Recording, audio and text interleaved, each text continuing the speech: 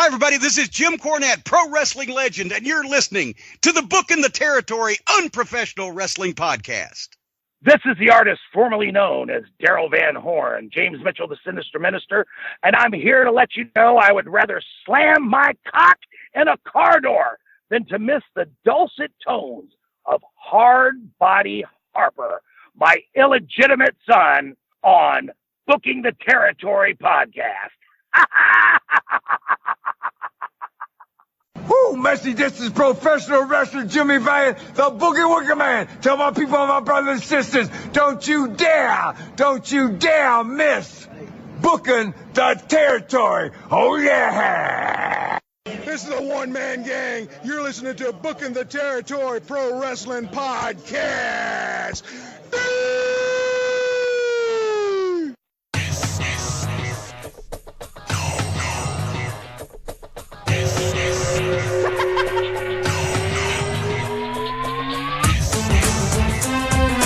Welcome back, everyone, to this week's episode of Booking the Territory, the unprofessional wrestling podcast. For today, we're talking NWA Saturday Night on TBS from July 16th, 1988.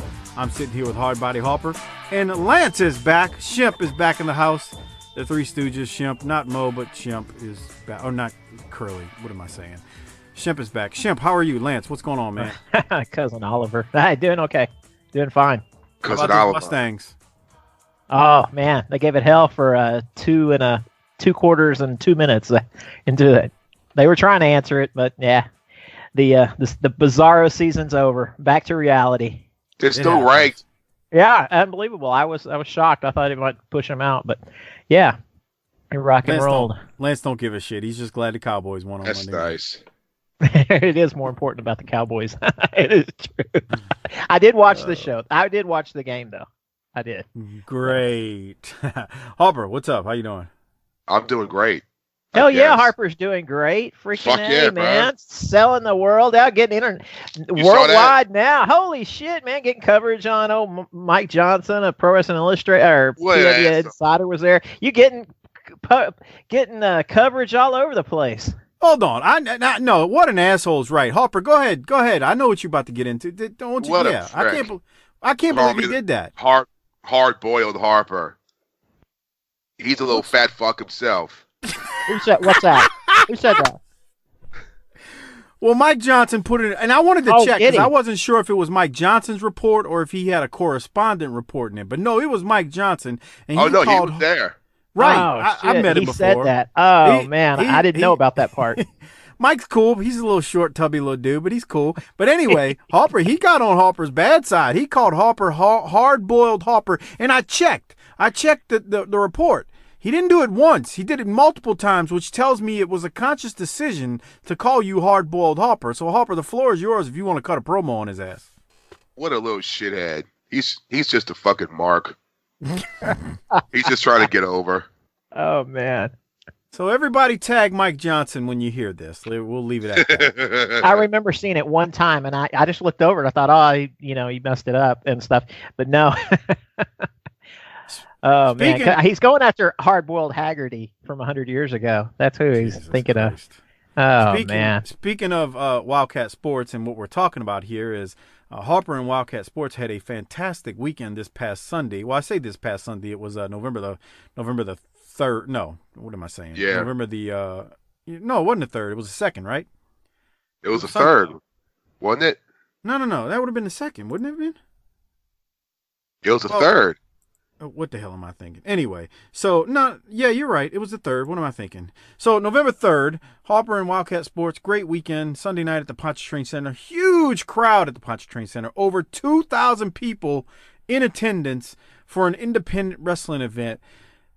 Just great show, loaded, just all around, great time. I know BTT listeners, Adam Price, Sean Sparks, Jamie Wallace were all there, just to name a few. If I forgot and you were there, I apologize. But Harper, that was a hell of a crowd, man. We sold out the Omni. Y'all going to sell at the Omni next? Yeah. Great. I can't wait. I'll be there.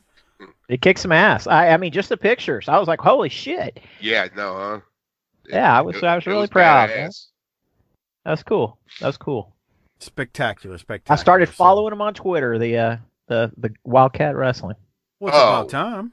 Yeah, we some bandwagon shithead. Hey, yeah, I didn't know. Hey, man, I've been following you for a while, but I didn't know about, I thought y'all were at working out of titty bars and stuff like that. I know there's going to be big time in it now. That's pretty cool. Harper, I'm gonna bring him down. I'm gonna have him hop in a car with me next year for X-Rated. You think Lance will have a good time at X-Rated? I think he will. I got a sign I'm going to hold up at a show for you. I'm not going to say what it is right now, but I got it. Right. I got it made. Okay. All right. Living a dream. Kick ass. All right.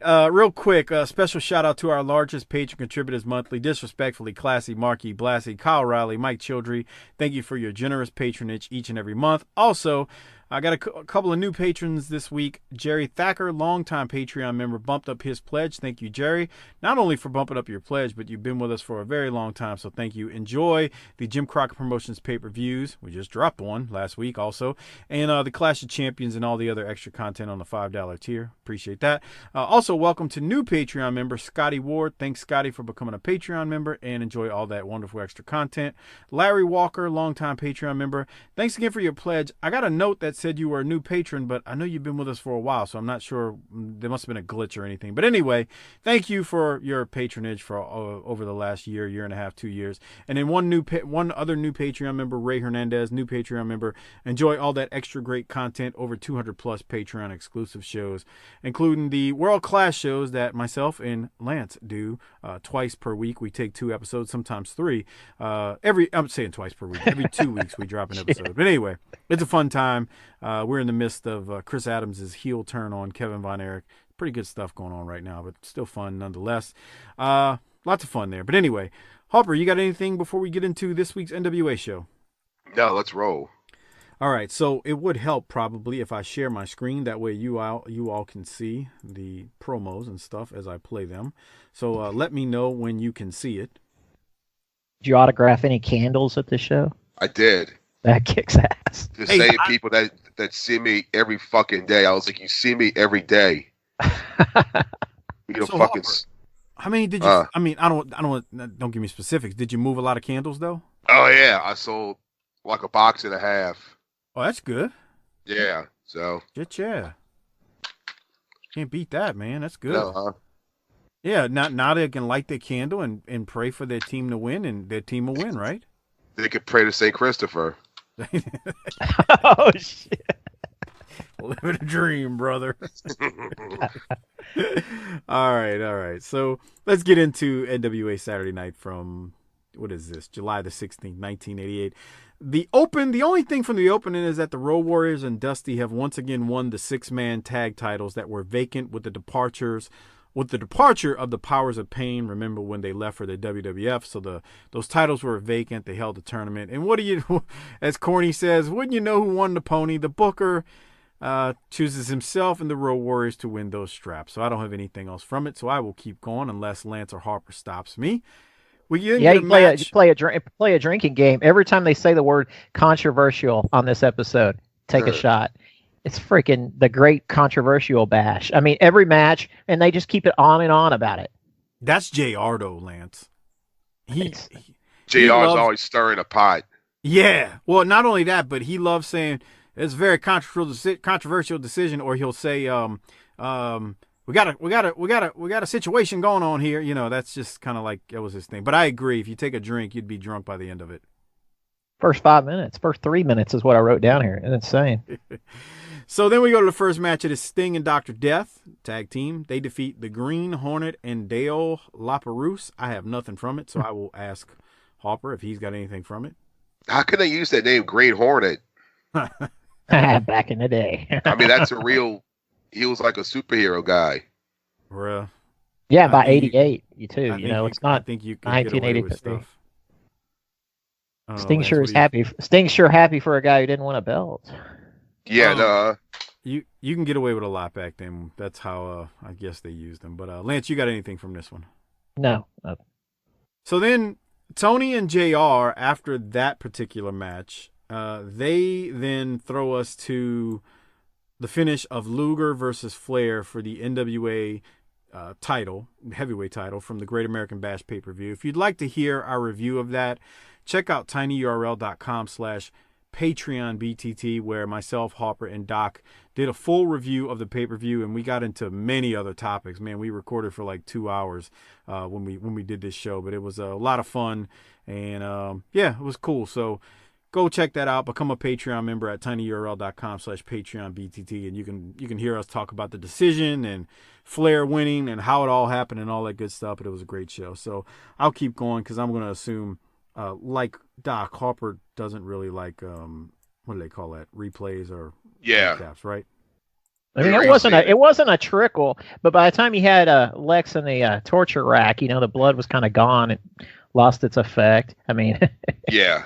If you're I know, something like Wildkat back in the day in 2000 when I was around some of those indie shows, if a guy did, a trickle down, everybody made fun of him in the locker room for, just getting a tiny little bit. But, it's definitely by the end of the year, that Super Clash 3, Kerry Von Erich's bleeding is bleeding his guts out, and this is nothing, Well, that was we've seen Dusty bleed all over the place. Yeah. I don't want to give it away because we talk about it on the Patreon video, but Harper and I, Doc, kind of had fun with Luger's little trickle of blood, right, Harper? Yeah, what the fuck? He had a tack. He touched himself with a tack. So, but anyway, like I said, it's on the Patreon episode, and give that a listen and become a Patreon member. We go to Jim Crockett, who he's got some news for us here, so let's hear what Jim Crockett Jr. has to say as he's standing at the podium with Tony Schiavone. There it is. I think a scene that we will never forget in the history of the NWA. We're with Mr. Jim Crockett, president of Jim Crockett Promotions. And I know it was a great night for the NWA, and I know we're going to take a long look at that match for a long time to come. I've watched that match several times. It took 7 months to sign, and it's the first match I've ever seen that I actually think there were two winners. Right. Lex Luger won that match in a lot of ways, but Ric Flair, the champion that he is, held on to the belt. I just certainly hope the rematch doesn't take 7 months to sign. Okay, well, we hope to hear more about that in the weeks to come right here on the Superstation. Fans, more coming up right after this timeout. All right, so that was real quick. I just wanted to play it. Crockett's basically saying, to me, he's setting up more stuff between Luger and Flair, but I don't know. Harper, what did you think? Yeah, it's not over. Yeah. That's what I thought. When he says first time he saw a match where there were two winners, it kind of gives it away. Lance, you had anything from it? No, they're fighting, for 2 months straight on every single house show. So, yeah. We've got the results now. We know what was really going on. Yeah. All right, let's go to Ric Flair and J.J. Dillon, who come out at the very next segment for a promo. You saw the total package Lex Luger pick Ric Flair up and put him in that backbreaker and almost break him apart. But Ric Flair survived that and still is the world heavyweight champion. Well, that's the bottom line. Let's not cloud the issue. Today should be a day to rejoice. And once again, Ric Flair has shown why the Nature Boy is the greatest heavyweight champion of all times. And let me be the first to congratulate you on national television. Great victory. David Crockett, I used to hate this saying when I was growing up. The rich get richer and the poor get poorer. And the bottom line on Saturday, July 16th is Ric Flair is styling and profiling. Ric Flair is a kiss-stealing, wheeling-dealing, limousine-riding, jet-flying, any woman he wants, son of a gun, that just happens to be your world's heavyweight wrestling champion. There's only one, and Lex Luger, for all that physical phenomenon, for all that tremendous competitive spirit, you, my friend, are second best today. Do you know why? I told you when you walked that aisle against Ric Flair, when you walked that aisle against the very best in this great sport, you have to be ready for any kind of action.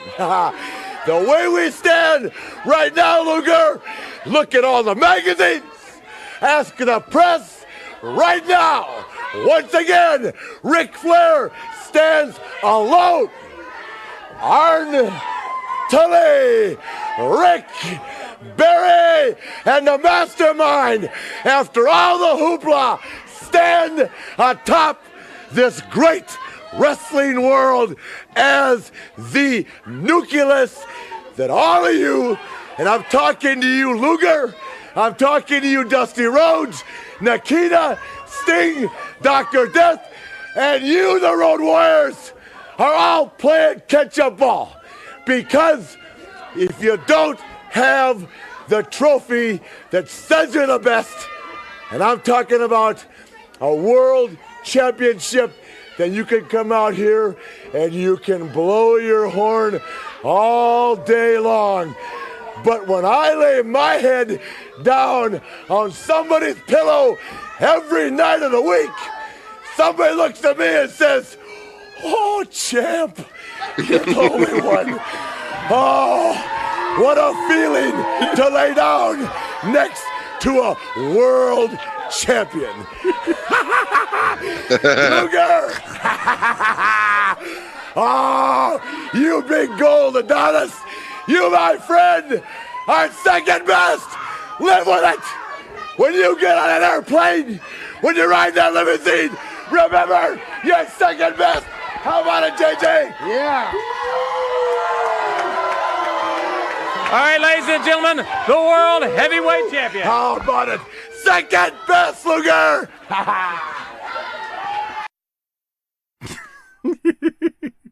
All right. Lance, you want to go first? No, hard to beat that. I mean, just can't beat it. That's awesome. You picture some little ring rat laying next to him and go, "Ooh, you're the champ, Rick." Right. While he's got the belt sitting on the nightstand or on the bed, and God forbid he did want to page his numbers and, you know. That's nice. Had a rope placed on the belt or anything. You know what I'm saying, Harper. But anyway, that was great. I love what he said. You can blow your horn all day long, but if you don't have the world title, you don't have nothing, basically. Damn. And then he went into talking about banging the rats with the belt on him or on the nightstand. That's nice. That's fucked up. All right, Harper, what else you got? Lance doesn't have anything. Anything else from Rick? They're worried about people bleeding, but they're saying stuff like that. Right. How great is that? They're worried about people bleeding on TBS, but then Rick comes out and talks about banging broads. That's called a corporation. Their rules never make sense. Yeah. Well, we go to the next match. It is Brad Armstrong, who is going to be on TV for a good little bit now, if my memory's right, and he's going to defeat Larry Stevens here. And then we get a promo from Brad, and Brad basically is an infomercial on the Luger and Flair match, and in so many words says, go buy the VHS if you want to see it. Then he uses that old Morton line, BA is here to stay and not here to play. That's all I had from it. Harper, did you have anything else from it besides his infomercial? But then he added in the NWA. Oh, good point. Good point. Yeah. He did add a little something to it. That's true. But anyway, that was all I had from it. Yeah. Anything else, Harper? No, just go buy the video. Basically. Lance, what about you? No, keep on rolling. I kept thinking, Lance, while you were watching it, you were getting angry because of the infomercial nature of it. I did. I put down, he's putting over Luger. It's his, Brad, man, when he was young, he had a big run on TBS, and, he's never going to achieve that again, unfortunately. But, man, he was a big deal. He had a run in Mid-South. I don't want to get into this topic. We're talking for 30 minutes, but he was much more talented than what you ever ended up seeing. I love when people from the Monday Night Wars talk about, or, mid-90s, they're like, oh, all they ever do jobs. I'm like, man, that dude was so much better than that. But yeah, anyway. Definitely. All right, let's keep going. So after that, we get Barry Windham and J.J. Dillon. They're going to come out and cut a promo. Remember, Barry took on Dusty at the pay-per-view. So let's see what Barry's got to say. All right, ladies and gentlemen, we're back here on World Championship Wrestling, and as we mentioned at the top of the program, two very controversial matches, indeed the most controversial matches ever in the NWA in Baltimore on July the 10th. James J. Dillon, I think that you would have to admit that there was a great deal of controversy, and people were very surprised that Barry Windham needed Ronnie Garvin's help to beat Dusty Rhodes. First of all, I fail to see a controversy. Number two, Barry Windham has never needed any help. What I saw was the most awesome weapon that exists in the world of professional wrestling today, and I'm talking about the claw as developed by the undisputed United States heavyweight champion, took a man that is a legend in his own lifetime, the American Dream, Dusty Rhodes, and he did what few people can say that they did, and that's to take the legend and put him down for a 3 count. That's what I saw. We're going to see the videotape, but do you have anything to say before we see it, Barry? AJ said a mouthful there, but it is very true. This is the end of the story. Dusty Rhodes, the undisputed heavyweight champion, is standing right here, looking at you right in the face. The last thing you saw was the most awesome display of power in professional wrestling. The claw put you on your back and laid you in the middle of the ring. If there's any doubt in anybody's mind, and as a matter of fact, something you said, Ronnie Garvin was a part of the plan. I did not need his help. It was a part of the plan. So get it right next time, will you? A right hand had a big part to do in the outcome of this match. Ronnie Garvin's, as a matter of fact. You be the judge. Let's see the videotape. All right, so Barry says he won fair and square, and then he throw it to the finish of the match that Barry and Dusty had. But before that, Harper, you have anything from this right here, from Barry and JJ? Look at that crowd that's in here. That's a nice fucking crowd. Yeah. I like this move right here. I like this where he has the claw Dusty up on the second row. You think it's coming to big elbow, and no. That's pretty badass. I really was into it. Now, some of his dancing around while he has the claw on him early before that was kind of strange. You probably wouldn't have seen that in the mid '70s with Fritz von Erich and a claw and Dusty dancing around. but it's pretty badass. You know, I think that Barry is. You know, if something happened to Flair right here, I think Barry could have stepped into that role. Oh, yeah, definitely. The Flair formula, if you will. Yeah, I agree. We talked about it when him and Rick had their little semi-feud. What was it, January '87 or whatever? Man, Barry was so good. I mean, he was tremendous. But so they're basically what Lance and Harper and I are talking about right now. They go to the Great American Bash. They're showing the I guess, finish of the match with Barry and Dusty. And again, we did a whole review on this whole thing. So tinyurl.com/PatreonBTT. Harper, any other thoughts on the promo or the recap they show here? No. Yeah, I was the same way. Lance, what about you? No, let's roll. All right. So let me get to the next promo. Give me 1 second. Get it all queued up. Hold on 1 second. It's getting there. So basically, they're going to go to Ronnie Garvin, who joins JJ and Barry Windham back in the studio after they've showed this replay. So that's what I'm trying to get queued up, and here it is. Oh, we have heard people say that a right hand had a major part to do in Barry Windham retaining the U.S. title. And perhaps it wasn't the claw, but this right hand right here. Gentlemen, this thing reeks a little bit of a conspiracy. Jim Ross, this video cassette right here is going to go gold. I'm going to guarantee it, because I'm going to buy 100,000 copies myself, because on here is the entire match. Actually, both championship matches, the U.S. title and the world title, that I will savor for many years to come, because it's been my goal for 8 years to destroy the myth of the American Dream, Dusty Rhodes.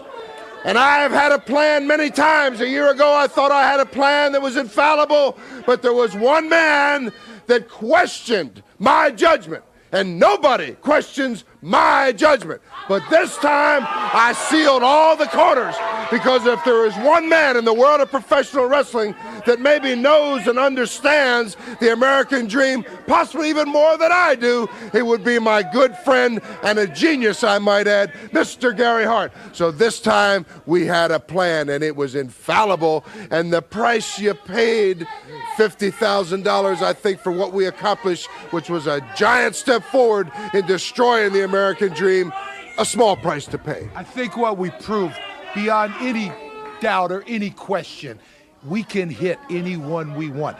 When you can hit Dusty Rhodes in a sellout arena on worldwide television and put him away with one punch like only Ronnie Garvin can do it. It proves that there's no one in professional wrestling that is safe. Most of all, Dusty Rhodes, the next time he sticks his face out, I want you to send him back to the Neon Room. I want you to jack his jaw. I want his jaw hanging over here so he can't eat nothing but soup. And I know that it's very important that you have a few words to say to all your millions of fans that are watching you. And at this time, I would like for you to say whatever you have to say to all your wrestling fans. Well, I want my many fans to know that Ronnie Garvin will do anything for money. Let's go, brother. I would like to say I've always had the utmost respect for Ronnie Garvin, and Mr. Gary Hart has graciously agreed in the months to come to handle each and every one of his affairs. He will be rewarded generously. Well, I'm very happy to know that. Ladies and gentlemen, we'll be back with more World Championship Wrestling right here on the Superstation after this timeout.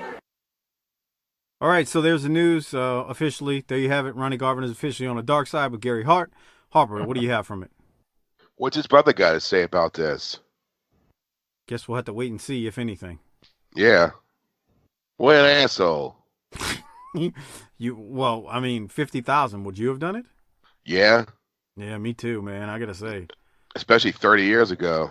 Yeah, bro. I mean, anybody want to throw that into the inflation calculator? I mean, would that probably be about 100? It's probably about 125,000.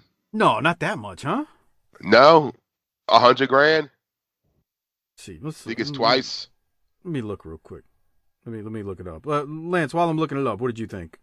Well, they tried to go with this. I mean, the magazine covers had Ronnie with the money, in his mouth and showing off the money and stuff. I just love Gary Hart in there. He just brings a seediness to it. He's so great and stuff. JJ saying he'd been after Rhodes for 8 years, and Gary Hart goes back to 72 with him when Dusty first turned good and all that and stuff. So, yeah, they get a lot of history there with it. I like that stuff.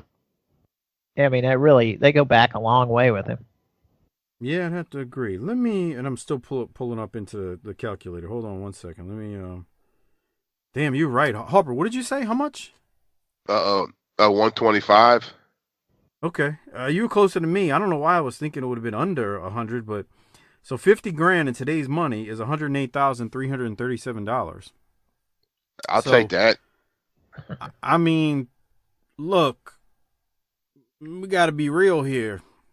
And I mean, I don't know the rules on taxing this amount of money that you paid for this bounty, but I don't know, man. I mean, Harper, if I gave you $108,000 to whoop Doc's ass, would you do it?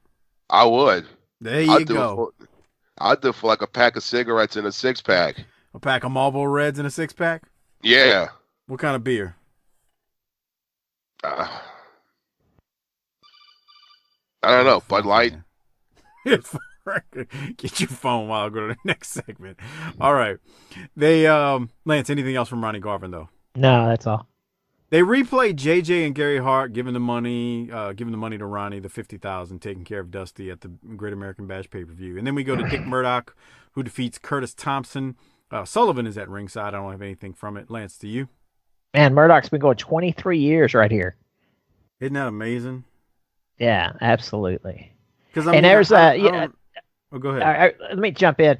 You can go on YouTube to and it's called the Jones Film Library. It's our local station here, and they're getting a lot of the tapes out, and it's where they interviewed his dad, who was Farmer Burns or Dick. I don't know. It's either his uncle or his dad, because he's also related to Tim Brooks. And I didn't have time to look it up, the family tree right there. They're cousins, but it's pretty good. It's with his dad, who was a wrestler, and brought a pig to ringside and everything. And it's an interview from I think right at 1970, 71 and stuff on our local channel. It was pretty good. I've never seen that. Yeah, Frankie Murdoch and Farmer Burns, that's all part of that family. So how long did you say Murdoch's been going right here? 23 years. Christ, man. He's an old fart. Yeah. Old Dick Murdoch.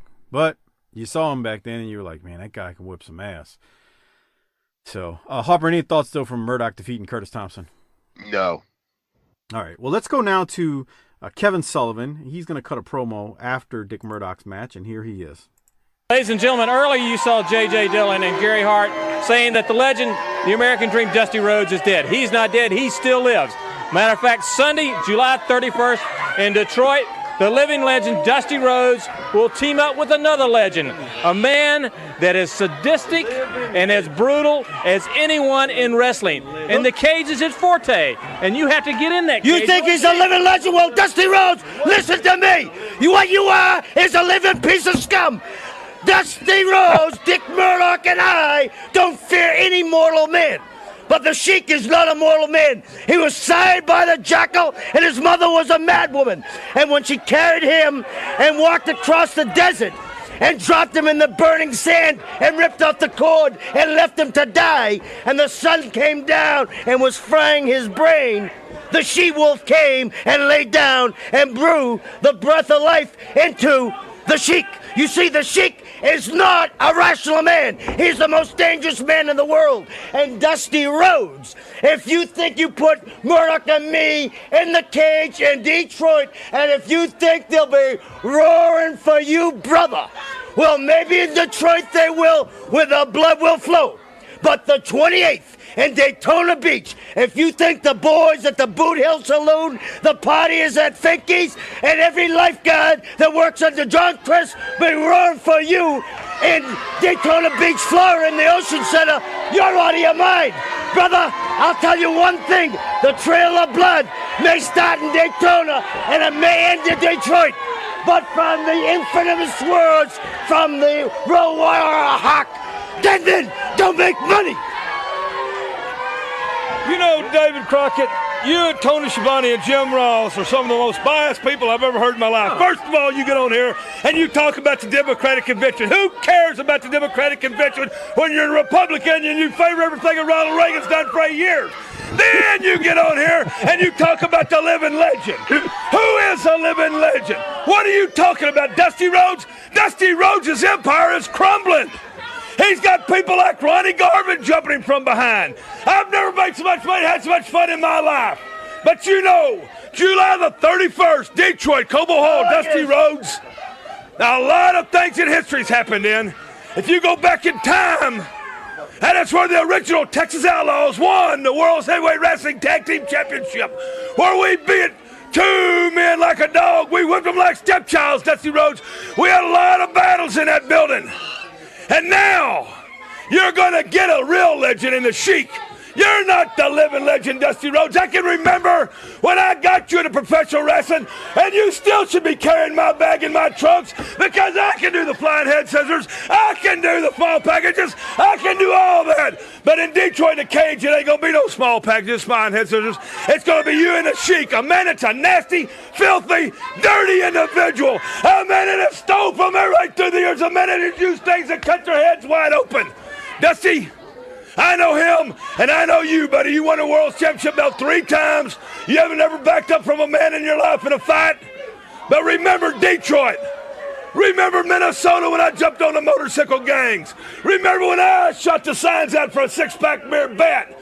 Remember the fights in Tampa at the Imperial, Daddy. I was doing the fighting, and you were taking the credit for it.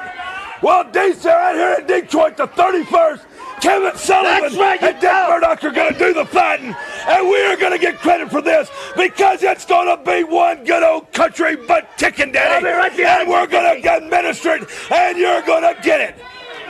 All right, ladies and gentlemen, that's the... And Murdoch went on for a while right there. Lance, what do you have from it? So, you know, it's the same formula we've been seeing. They talk 75% of the time they're putting over the Sheik. The whole that whole interview, and they're fighting the Sheik. They're not fighting with him. You know, they're going against him, but they're putting him over how badass he is. And he is badass, scary guy. The only guy who could talk better about the Sheik than Sullivan's like Terry Funk when he talks about him.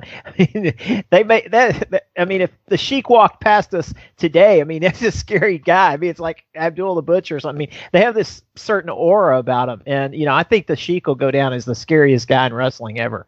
I really do. Doc said that when we did Scariest Wrestlers of All Time, like years and years ago. We did a show.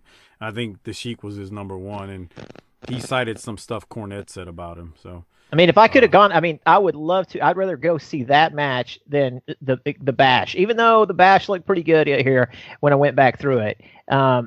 It did. I mean, I didn't like any of those freaking endings or anything, but it did look good. But I would rather see the Sheik wrestle one time over going to that Bash. I think that's the man. I don't remember, but I could swear that's Cornette's told his story, and they did that thing with the Sheik in Detroit, and I think they were supposed to do some more, but his pay was short, or they screwed him on pay. Something happened with his pay.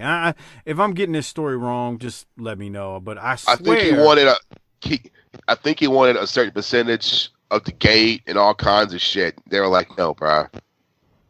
Right. But they used to run it in the show. Right. They still did it, and he still worked that show, but it was like he never did it again because he felt he got screwed on a pay. Is that right?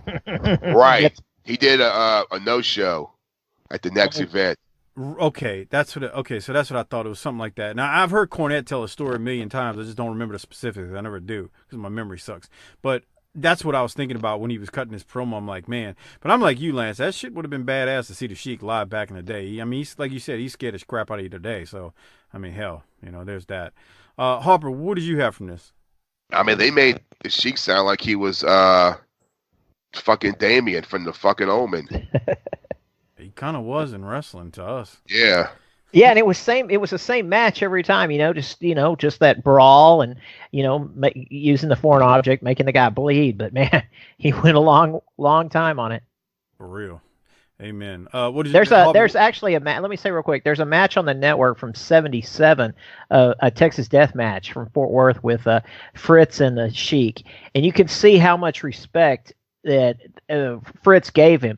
It was first man to his feet. It was going to be, they went to all the falls, and whoever got up first eventually was going to be named the winner. And they go on and on, each of them falling before they can step up, with Fritz giving him all the respect in the world. And finally, it's actually Carrie, 17-year-old Carrie, who throws a bucket of water on Fritz. And that's what makes him able to get up, and the Sheik can't make it to his feet and stuff. That's a pretty good match. One of my favorite matches they have on the network, because all I care about is that old stuff like that from Dallas. I'm gonna go watch that now that you said it, from '77. I gotta go find that. And also ringside is Moondog Mayne, who died just a few years after that. Who actually, I didn't realize he died so early. Died like at 32 or 33. And in this, he looks like he's as old as Fritz. Yeah, I gotta go watch that just for the Sheik. But Harper, you chuckled as I did when Captain Redneck went political for a few seconds there. Yeah. Get a kick out of that. I gotta imagine doing that now. Oh my God. Man's like, yeah, fuck the Democrats. I'm going with fucking Reagan. Man, I can't. It's funny because we think, like, I don't know about you, and I'm not trying to have a political discussion, but I feel like nowadays politics is like in every part of our lives. Like, you can't avoid it. Unfortunately. Right, I agree, because I don't want to hear about it 24/7, and that's not me saying I don't believe in the American political process. That's me saying I just don't want to hear about it 24/7. My mind needs to shut it off, just like my mind needs to shut off wrestling, just like my mind needs to shut off football sometimes. I don't want to watch the same thing 24/7, so that's why I say that. But what's amazing, like, I think back, and I'm not going to say they talk about politics as much back then, but we've seen numerous references during this show, Harper, where they bring up politics, but I guess we just were kids and we just didn't freaking care. Back then, no one gave a shit. Yeah, exactly. It's so decisive now. Back then, you could laugh off whatever, Murdoch said or not. Yeah. Now, somebody says something and they're, it's just decisive. I guess that's true. It's so divisive now, like, Divisive, yeah, that's the word. I knew what you meant. I don't know. I'm not I don't talk politics. I know you don't. But no, it popped me when he brought up Reagan. Did I ever watch something when I was a kid? I remember seeing this. It was on television, and someone shared it on Facebook or something on one of those 80s pages, and it was some contest where it was to win tickets to the Super Bowl. I think it was when it was the Redskins played the Denver Broncos with Doug Williams and all. Oh, the Super Bowl. Yeah, I remember that. Right. Deal. And you had to chug. It was a big beer mug full of fucking goldfish. And you had to chug them. And the person that chugged them won tickets to the Super Bowl. And I remember saying, you wouldn't have that now because PETA would be screaming because you're killing fucking 5-cent goldfish. That was a big deal, though. That was like a fraternity haze, was drinking goldfish and stuff. Fuck that. And then in the disco years, those guys had goldfish in their boots. Yeah. How do you feed it? It pops off or something. You're right, Harper. You couldn't do that now. PETA would be all over it. You can't do that. I'm shocked. I wasn't watching it live, but they were talking about when the pyro went off and it scared Cody's dog at like one of the AEW shows. I don't know if it was the regular Wednesday show or pay-per-view. Man, I'm shocked PETA didn't jump down their throats for that because the dog freaked out. Like I saw the video. He didn't go ape shit, but you know what I mean. Went nuts. Yeah, like it startled him. Right, it startled him. Like, man, I'm sorry, I'm shocked, PETA, because PETA's crazy, man. If you see some of their tweets, they're off the wall. PETA's fucking crazy, bro. PETA's fucking look. I love fucking animals. Me too. But dude, how are you against zoos? But they're I don't want to get into this deep, but they're like radicals, dude. They are they're fucking crazy. Yeah, like at first when I stumbled upon their Twitter, I was like, oh, they got to be joking, and then I realized they're shooting. That's not a joke. They're not working, and I was like, man, they really are crazy. I don't know what happened to PETA, man, and look, all of us love animals. Like I don't want animals just harmed for no reason. And god damn, man, PETA's nuts. Yeah, fuck them. All right, but this all started from Captain Redneck going political, talking about bashing Tony and David, talking about the Democratic Convention. So there's that. But anyway, good stuff there from Sullivan and Captain Redneck. We then get a match from Tully Blanchard and Arn Anderson, who defeats Tommy Angel and Trent Knight. Arn and Tully are still the tag team champions. And then we go to a promo from Arn, Tully, and JJ. And yes, we do not miss Arn Anderson promos here. Mr. SMU heavyweight over there, Lance, I'm going to ask you to be I'm sorry, I wasn't paying attention. At the end of this.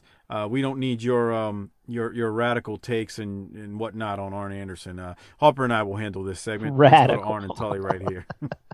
They are the world tag team champions. They rule the wrestling world. They've won it so many times, they've held on to it. J.J. Dillon, what about this team? Well, they come and they go, and they all say they're going to be the next ones to take the title. And as they step up and be counted, they keep falling. Month after month, Tully Blanchard and Arn Anderson continue to reign as the World Tag Team Champions. You know, David Crockett, we've come out here many, many times, and I know you don't like to hear it, and some of the fans don't like to hear it, and some do. We are the best at what we do. Everybody.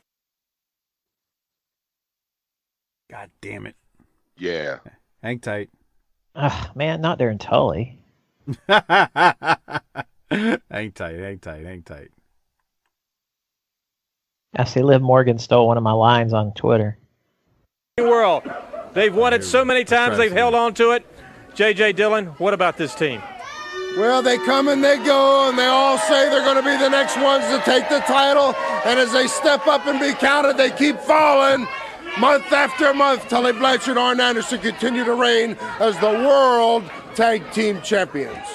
You know, David Crockett, we've come out here many, many times, and I know you don't like to hear it, and some of the fans don't like to hear it, and some do. We are the best at what we do. Everybody wants to take us down. Luger wants to take Flair down. Dusty Rhodes wants to take Wyndham down. Sting and Nikita won't take us down. Well, gentlemen, you all had your chance. You got your day in the sunshine. You got your day in court.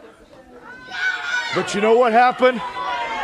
You all came up a little bit short. But you all got a whole bunch of excuses. You can all come out here and talk to your fans. Well, God, if this wouldn't have happened, this would have happened. If this wouldn't have happened, I'd be the champion. I'd have the gold. I could be bragging. But the bottom line is, you know, just like his fans said, talk is cheap. That's right. You guys talk is cheap because we talk about it and then we back it up and we come out here week in and week out on national television with this, which says we're the best. David Crockett, I'm going to blow two champions' horns real briefly, and they're not the two guys that are holding these belts. Go ahead and mute yourself, Nikita man. Koloff, Sting, on that fateful night in Baltimore, gave the World Tag Team Champions all they wanted and all they could stand. But they came up 30 seconds too short. We've often said the thing in this sport that rises you above anybody else is you go out and you perform nightly. On this given night, Sting did everything he had ever learned through his battles with Ric Flair. Nikita Koloff, the same. Everything they had ever learned from the world champion, they manifested on this night in Baltimore. A lot of people have already said the finest tag match ever recorded on television or anywhere else. But we've often said, we take from your strength. The stronger you are, the stronger we have to be. Our motivation level is at a point exactly conjunctive to where yours is. If you're at your all-time high, if you're at your all-time peak, if you're at your very best, then we got to rise to meet you. And on this fateful night, when you gave us all we wanted, and you came 30 seconds from that point of being World Tag Team Champions, it displayed two things. You had the talent, you had the desire, and Tully Blanchard had 30 seconds, too much guts. He didn't quit. We won't quit. We've never quit. And the bottom line is, we don't rest on our laurels. We perform every night.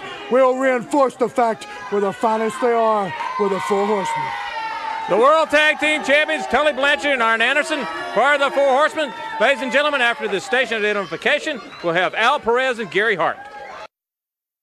Okay, so Harper, you and I will take this one. Tully says, you and the fans don't want to hear it, but we are the best at what we do.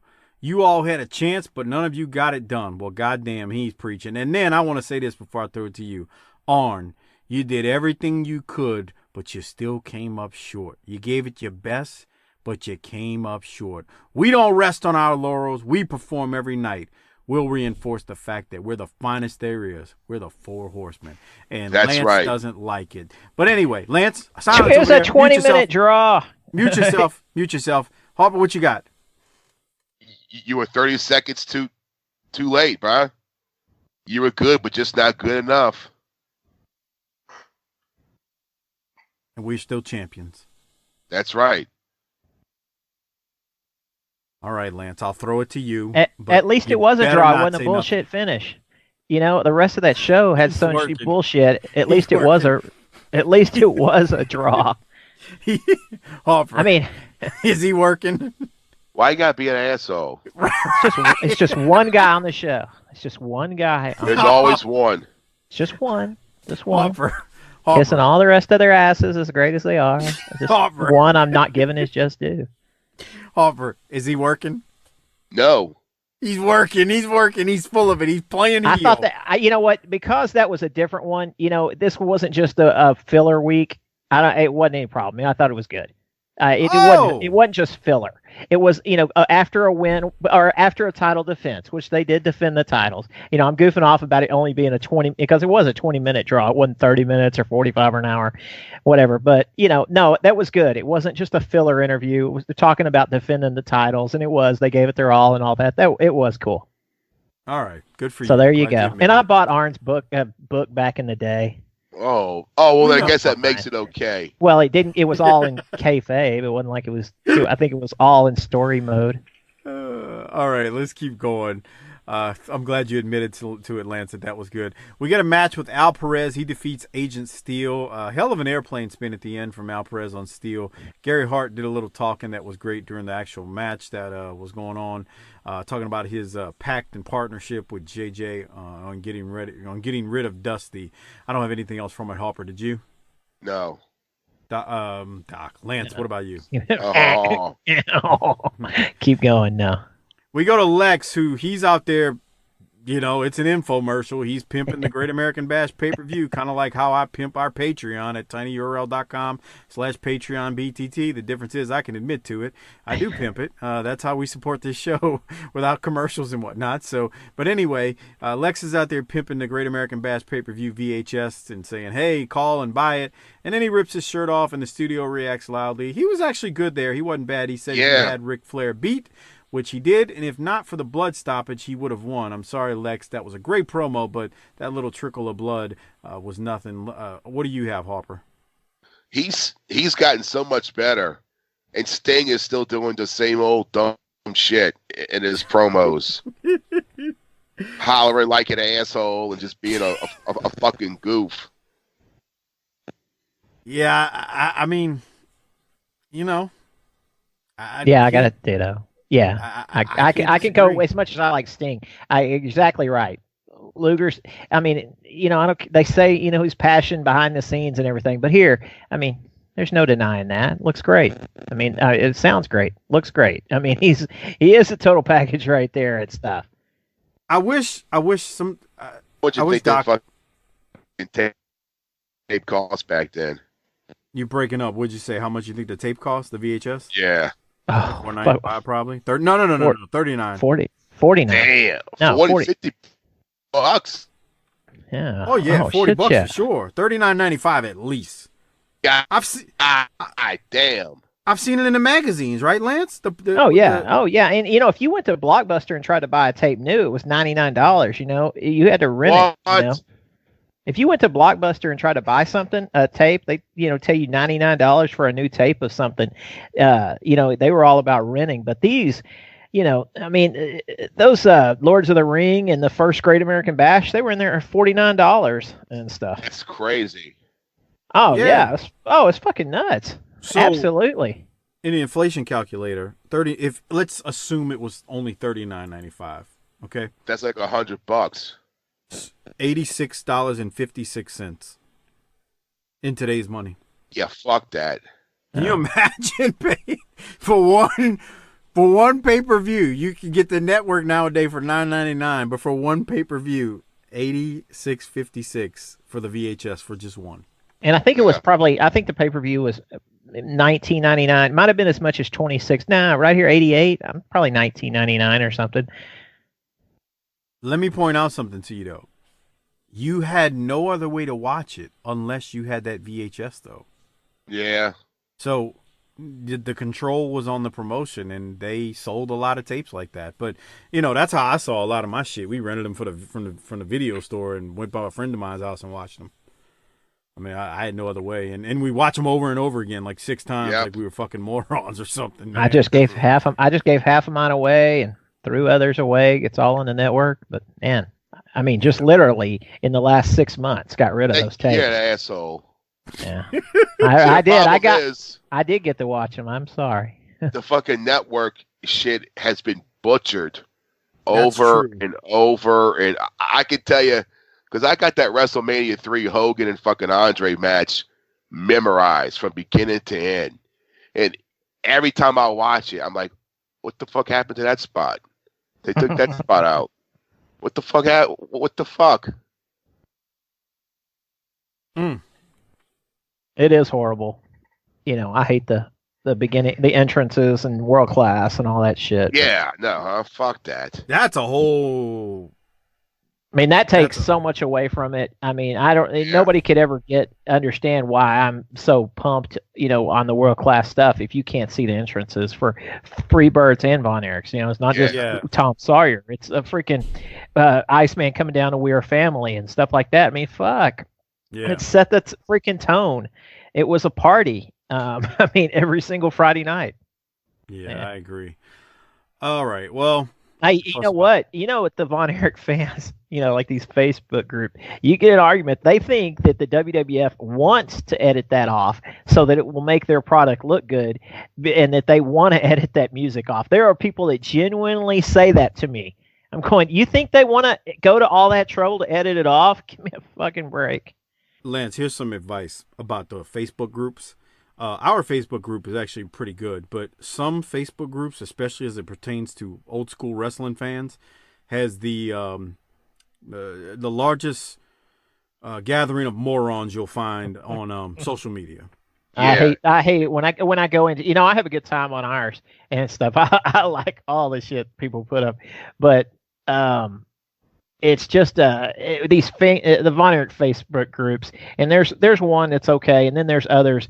It's just insanity, and I can go into a 30-minute spill on it. I know that's drives me fucking nuts. Yes. I mean, Twitter is where the smart fans are, if you will. I mean, people that know something or want to know something.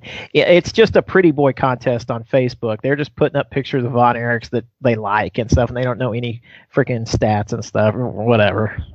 Don't get me started, Mike.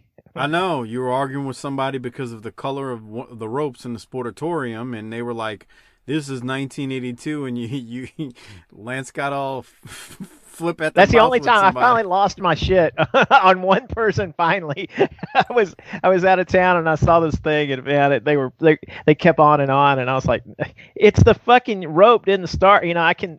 And then she totally changed her whole fucking story. Harper, she's saying this is he cut a promo on this old hag, man. I did. She finally cut it down, chilled out, and I was like, yeah, everything's good. I'm just, that yellow rope didn't show up till the very end of '86, and she's trying to tell me this match between Brody and the Punisher, Undertaker, was 1984, and all this and that. And I'm like, you see the yellow rope? Anyway, Lance, I felt like I fell for it. I went down the rabbit hole. You did, and let's keep moving so we can get the show in. We go to the next match. It's Rick Allen and Gary Phelps. They are murdered by the Road Warriors. I'm going to play a quick soundbite for y'all because David Crockett has an orgasm when the Warriors are murdering Allen and Phelps here. Here it is. Handle with Paul Jones, Powers of Pain. That's, of course, the giant Russian assassin. And Ivan Koloff and those scaffold matches. This is Road Warrior vintage right here. Oh, my gosh! Oh, you killed him! That is the clothesline off the top rope. He killed him. Anyway, I had to play that. Yeah, he busted one, didn't he, Harper? Yeah, I mean, look at this. This is pretty impressive, man. This finisher I thought they were murdering these guys back in the day when they would take this. I mean, he flips him over. God, fuck that, bro. Look at that. If you fall in straight back and just take a back bump, that's not bad. But when you got to flip, fuck you, man. You got to get full rotation, man. Yeah. Didn't that break Godwin's neck? That's how it broke, I think. Henry O. Godwin, whatever he was before that. Yeah. It's crazy. Any other thoughts, Harper, on the match? Lance, what about you? No. All right, let's go to the Road Warriors here. They're going to cut a promo after they just murdered these guys. Here it is. Feeling good today. You guys kill that guy in there. Look at it. David Crockett, that's the way all of the bashes have been. It's been survival of the fittest, and the Legion of Doom, as you can see, has survived very well. We alone stand on top of the wrestling world. We alone take on all challengers. We make no excuses like I've heard a lot of today. We're standing here right now saying what we do and what we do best, and that's beat people up. Right, Animal? That's right. David Crockett, I guess we just proved to everybody who really is the strongest, the biggest, and the baddest tag team in all of professional wrestling. We got a lot of matches still going on. We got Skywalker matches and J.J. Dillon. I don't know where it's going to be. Sometime, somewhere, we're going to make you submit in a War Games. Tell him, brother. David Crockett? How'd you like to know how the bashes have been going for the LOD of late? Well, this is how they go for our opponents. You see, when we hit them, they snore. I'll tell you something else. Besides this zick on my chest that's making me extremely upset today, Ronnie Garvin, you're upsetting me very badly too, Ronnie Garvin. But Ronnie Garvin, the best thing you could have ever done was give us someone else to knock out and make snore. And that's what we'll do to you. You turn on Dusty Rhodes. who happens to be our six-man world tag team partner once again. And there's nothing but trouble in the future for you, Ronnie Garvin, because we still snack on danger, we dine on death, and dead men don't make money. The life you could save, Ronnie Garvin, might be your own. All right, Hawk popped me. That's the second or third time he's taken a bump on the concrete floor. But Lance, you got anything from it? Man, they're still badass to me right here. And I had a tough time taking Uncle Ivan, serious in matches versus those guys. I mean, they're such badasses. And the next year is so cool on here. So many cool things coming up. It's pretty cool. I'm thinking of all the things that are going to happen on the whole show over the next year and stuff. It's badass. 89. A lot of people complain about 89, but there's some stuff that happens in 89 that's yeah. I mean, Rick, that's all I'm gonna say. Not to spoil anything, but anyway, Harper, you got anything from Road Wars there? Where's the belts at? Exactly. Oh, the six mans? Yeah. I mean, dude. I mean, fuck, bro, wear that shit out. I mean, they're wearing it. I agree, but let's remember, they were six-man champs when it was just a trophy for like a long time, and they would never have the trophy out there with them. That's why why I say that. Like on the side note, I've always wondered how much money did they make with those Ramco toys, right? With the NWA figures, and because I had those. Yeah, something made me think about that. I don't know what they would have made off of them. They were better figures than the LJN ones. Yeah, because you could move their arms. They're basically like a He-Man toy. Yeah, it was like a He-Man toy. The shoulders and the legs were movable. I mean, you could do more with them. The damn LGNs, I mean, they were fucking weapons. If you throw one at your friend, you can fucking murder them. A big painted piece of rubber. Big, heavy piece of rubber. Yes. Like, dude, like as a kid, did you ever like just drop one on the floor in your house and hear that thing thump and hit? Yeah. It was I mean, seriously, it was like a brick coated with rubber. Anyway, those things were, and they were, you couldn't move them. But anyway, we loved them nonetheless. All right, we'll keep going. The Midnight Express defeat Dave Spearman and JC Wild. As the match is about to start, JR says they need some sort of match where they can gag Corny because Corny's just running his mouth. Cornette mentions the Sheik coming to Detroit again. I think, like we talked about earlier, that's a famous story with the Sheik where he didn't show up after the first time because of the payoff and whatnot. So there you go. If we did get that wrong, send that to @Doc on Twitter. There you go. Doc's not on Twitter. It's a joke. Anyway, any thoughts on the Midnight right here, Harper? Me either. Lance says I advanced this. What about you? Nah, keep on rolling. Almost at the end. Here we go. Let's go to the Midnight Express, more or less Jim Cornette. This is the last promo that we're going to play from this episode. Let's hear what Corny's got to say. Tag team champions, the champions of the entire United States, and I told everybody, and they wouldn't believe me, but down through the passage of time, some great men have had to eat their words. 1776, the King of England said, those colonists, they'll come crawling back in a couple of weeks. 1927, the Warner Brothers said, talkies, who wants to hear actors talk? 1945, the people of Hiroshima said, they're bluffing. 1972, damn, man, this thing keeps doing this. He survived the straitjacket. Hold on.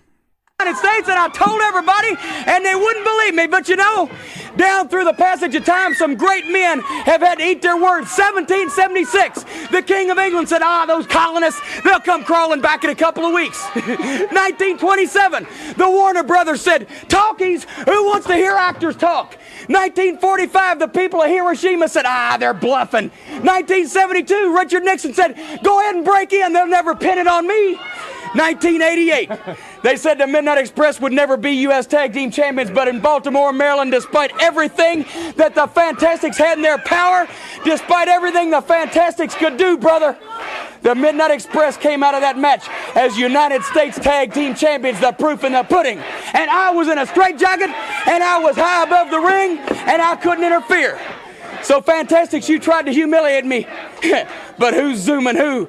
Because we got the belts, and the only belt you got now are holding the pants up around your punk waist, and we're going to continue to beat on the Fantastics or anybody else that tries to take these right here. We had them for a year. We got ripped off, and they were taken away for a little while. But everybody knows that the Midnight Express are the once, always, present, and future rightful United States Tag Team Champions. We are the greatest tag team in professional wrestling. We have triumphed over every great tag team in wrestling. We have run many teams out of the NWA. The ones that ain't run have not been able to run because we have beat them up so bad they've been laying up in a hospital bed. In short, beautiful Bobby and Sweet Stan, the gangster of love, the Sultan of Swing. They look good, they are good, they wrestle good, and most of all, they are the greatest tag team in wrestling because, you see, we have beaten every team that there is to beat, except for one, the World Tag Team Champions. But, of course, it's kind of hard to beat somebody when you never get a match with them. You know what I mean? How about that? The number one contenders for the World Tag Team Championship, United States Tag Team Champions, the Midnight Express with Jim Cornette. Coming up next, Nikita Koloff in action. Well, he said a lot there, but the end of it was the gold. Harper, what do you have from it? Oh, no. What we have here. He said, we beat everyone we've had a chance at, except for one, but it's kind of hard to beat someone you haven't had a match with. Well, that's nice. It sounds like Arn and Tully have been challenged and been put on notice, but, you know, I don't want to start no shit. You know what I'm saying? Yeah. So, I don't know. What do you think about that, Harper? That just means the end is near. Yeah. Well, it also means we're going to get some good promos from these two. That's the good part of it. Like, yeah, it's near for Arn, but they're going to go back and forth at it. As I say that, Lance, your thoughts? No, Cornette, he's just great. He can do that in his sleep, man. Just turn it on. It's freaking great. But to the point made, get ready, because I know Arn and Tully leave, and you know we don't want to say anything else. But the best part about it is there's the promos with Corny and JJ along the way, and Arn even Arn it gets so heated that Bobby Eaton even speaks up. I think on one of the promos. Oh, he gets so pissed. And, you know, Bobby don't talk. Harper. What? Bobby don't talk, man. So he actually cuts a promo at one point. Oh, fuck. I got to see this. It gets serious, bro. So stay tuned. Stay tuned for the next few months. It gets fun. Nikita defeats Tommy Royal. Tony and JR are discussing the seed that Cornette planted about the challenge from Cornette to the NWA World Tag Team Champions in a previous promo. JR says, that will be interesting, and we'll need to discuss more of this next week. So I like the fact that they mentioned that towards the end of this week's episode. I think that was a big thing, and so there you go. They're plugging this, saying, hey, you got to tune in. We got to figure out where this goes. And then they go to Nikita. He cuts a promo, mentions something about Ronnie Garvin, and that's basically how the show ends.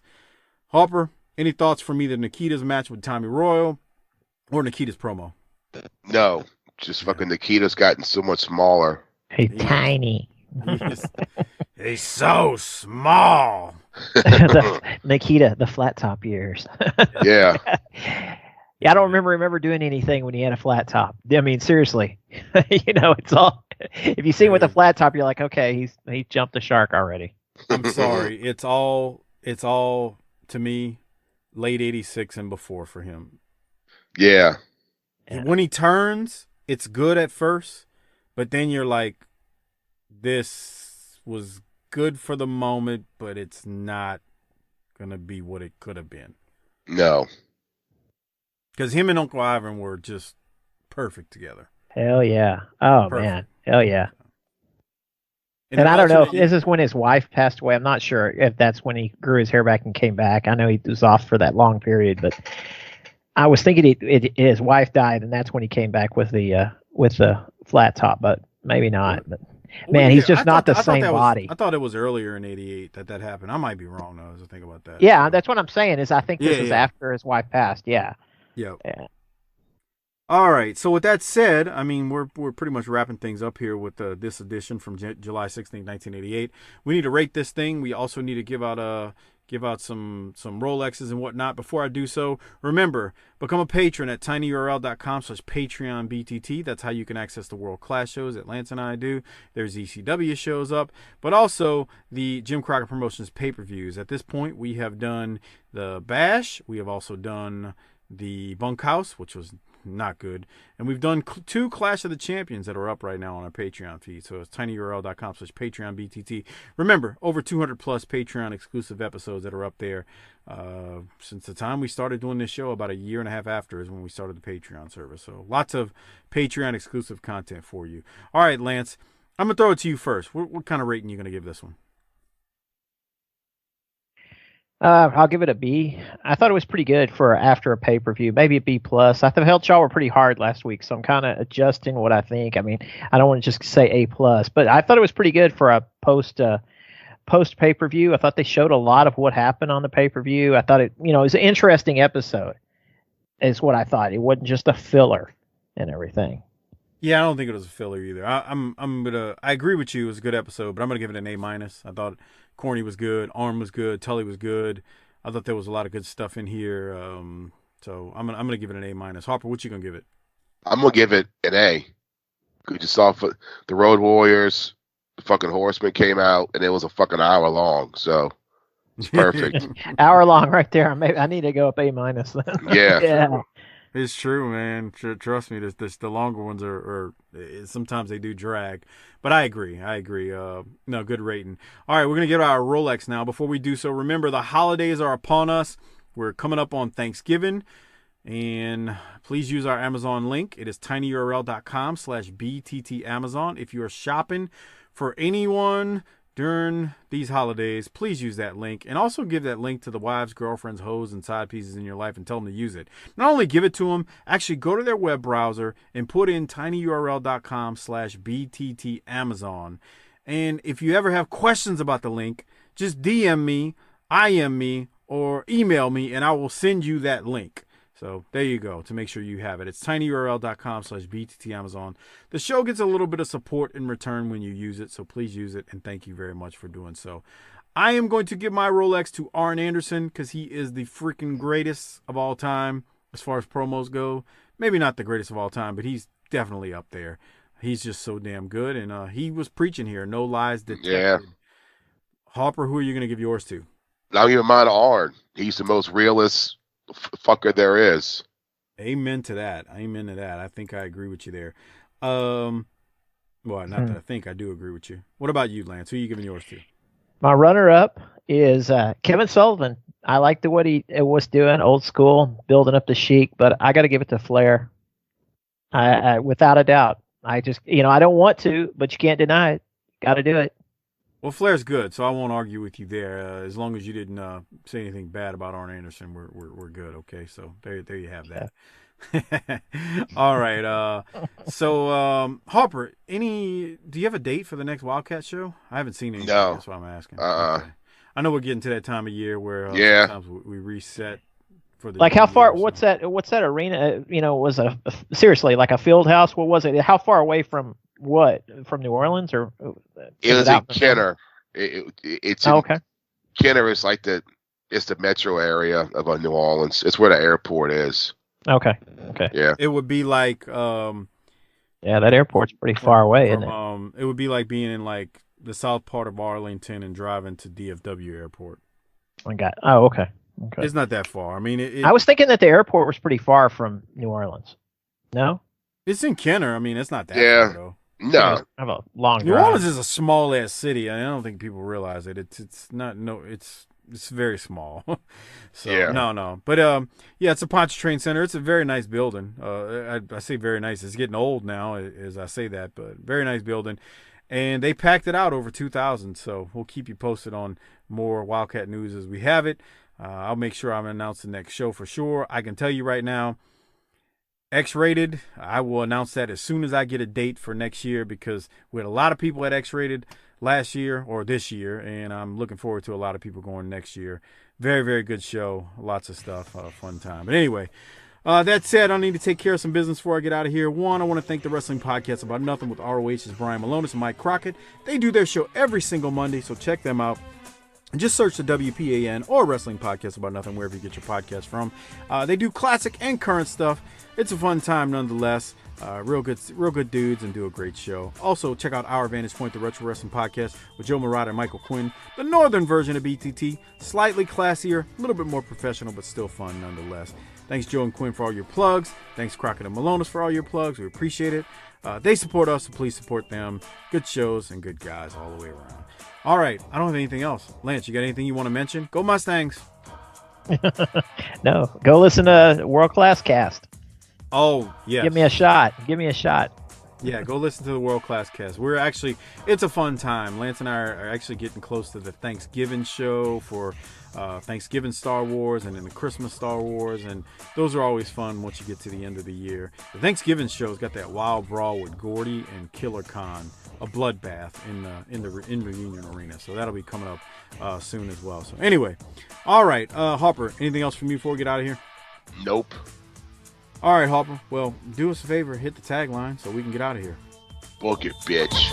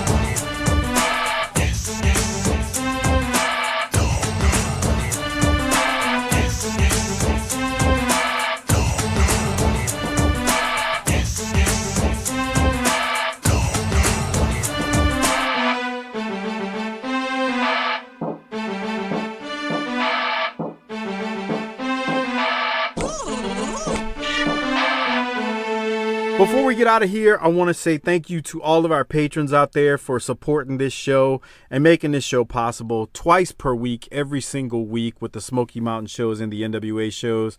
And, I mean, look, I know you get extra shows, but ultimately, when you are a patron for us and support us on Patreon, we thank you because it does help the 8 free shows as well. So I know we do extra stuff, but with that said, patrons out there such as yourself, thank you for being patrons. And if you're not one, remember, become one at tinyurl.com/PatreonBTT. Over 200 plus episodes are available on Patreon for you to enjoy and listen to extra stuff that we've done, wrestling stuff, non-wrestling stuff. And when I say non-wrestling stuff, it's nothing political or social things in the world. It's just Harper, Doc, and I having tons of fun talking about just utter stupidity for entire episodes. So that's what you have to look forward to. There's a lot there. The Dallas Cowboys ring rat house. Harper talking about the worst places to take a dump. So much stuff that's available on Patreon. Now, I also want to say a special shout out to our Hall of Fame Patreon members, Don Dipponet, Lee Russell, MDQ for Life, George Davis, Kevin Carter, Michael Angel, Bob Richards, Rocky Suazo, Christopher Champer, Will Harkey, Robbie Dyson, Rick Beebe, Brad Duknife, and Tom Schlegel, Coach Joey Chase, a.k.a. Willie Chase, Steve Malbasa, LaRon Brown, Kenny Byersdorf, Glenn Abbott at GA WrestleNut on Twitter, Bobby Murray, Marlon Mueller at Halfpoints Point on Twitter. Keep cutting those promos, kid. You're the man, Marlon. Thank you, man. I appreciate your support. Long time. Josh Warren, you too, long-time supporter. Everett Starr, Mike Childry, Kyle Riley, Disrespectfully Classy, Marky Blassie, Craig Norman, Johnny on Patreon, the great John Dean at YRC21 on Twitter, Josh Dunn, Ryan in Auburn, good old Justin, Robert Smith, Joseph Ice, Tim Morecci, the BTT Research Department, Adam Price, Brian Evans, Mark Wilson, Armando Martinez, David Jordan, Jesse Jacobs, Chris Myers, Gerald Green, Mitchell Johnson, Mike Prue from the Bottom Line Cast. Make sure y'all check that show out. Him and JV do a great job. And Mike Prue is also a co-host on the ECW Extreme Live Cast on our Patreon feed. Will Parker, Jeremy Bryant, Classy Alex, David DeVries, SV Pagem, Bill Salsa, Big Rich at Spyboy Sportscap, Ari Miller 39, Jay Shiny, Ruben Espinoza, Merciless Jones, Jesse Lucas, Chris Browning, Justin _Andrade, Coleman822, Marty Howell, T-Hog 94, Godbold Unreal. Thank you for all of your support. And lastly, like always, thank you to everyone. I can't forget, check out the Bottom Line Cast with Mike Prue and JV. They have a podcast series where they're getting close to the end, but they've chronicled the career of Stone Cold Steve Austin month by month and on a weekly basis. It's a really good show. They basically just go through Stone Cold's entire career. I say entire career, it's mostly his WWF stuff, but Mike and JV also do the ECW show on our Patreon feed, and that show they do on their free feed. Just search the Bottom Line Wrestling Cast or go on to Twitter at Bottom Line Cast and you can find them. Thank you everyone for all of your support. That's it. We're going to get out of here. You know what Harper always says when we get out of here? Book it, bitch.